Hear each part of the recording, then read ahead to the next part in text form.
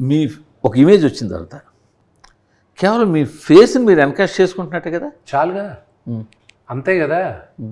మీకు ఇచ్చే డాష్లు చేసి నానా కష్టపడి ఒక స్టేజ్కి ఒక హీరో వచ్చిన తర్వాత ఓకే నా ఫేస్ని నేను వాడుకోవాలి అనుకుని ఇప్పుడు ఆర్టిఫిషియల్ ఇంటెలిజెన్స్ నాకు జీవి మాట్లాడినట్టు మొత్తం మ్యాప్ చేసేసుకొని ఇప్పుడు విష్ణు ఉన్నాడు మొత్తం మ్యాప్ చేస్తాను. సరే విష్ణు దాకా ఎందుకు, let me take the case of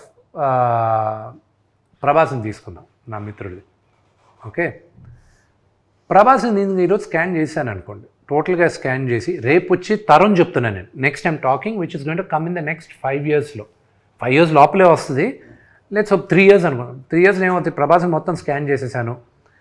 మీరు ముగ్గురు పెద్ద డైరెక్టర్లు, ఓకే, మీ ముగ్గురికి ప్రభాస్ కావాలి, థియేటర్స్లోనూ ప్రభాస్ సినిమాలు రన్ అవ్వాలి.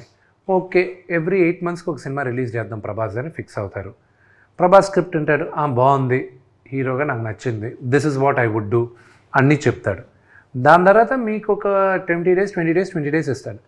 మిగతాది మీరు ఆల్రెడీ క్రియేట్ చేసుకోవచ్చు. మీరు క్రియేట్ చేసుకొని ఏఐతో వచ్చేయచ్చు. మీరు సినిమా చూసేటప్పుడు only Prabhas will be there. రేపు not just Prabhas, any hero, and Prabhas will not age, Vishnu will not age, Allu Arjun will not age, Gopichand will not age, they will always be like that. రేపు కొత్త అది వదిలేసేయండి, మా వరకు ఉందా ఓకే, రేపు రామారావు గారిని తీసుకొచ్చేస్తాను, మా నాన్నగారిని తీసుకొస్తాను సపోర్టింగ్ క్యారెక్టర్. రేపు చిరంజీవి గారిని ఒక 20 సంవత్సరాల తర్వాత అంకుల్ మీరు ఈ సినిమాలో యాక్చువల్లీ క్యారెక్టర్ నచ్చిందా చెప్పండి అంటాడు. ఓకే అంటాడు ఆయన. ఓకే అయిన తర్వాత ఆయన క్యారెక్టర్ని తీసుకొచ్చి నేను పెట్టుకుంటాను పెద్ద మనిషిగా. పెద్దరాయుడులో ఇప్పుడు ఆయన క్యారెక్టర్ ఉదాహరణ చెప్తున్నాను, లేకపోతే సూర్యవంశంలో ఆయన లాంటి ఒక పెద్ద క్యారెక్టర్ పెడతాను నేను, ఆయన యాక్ట్ చేస్తాడు.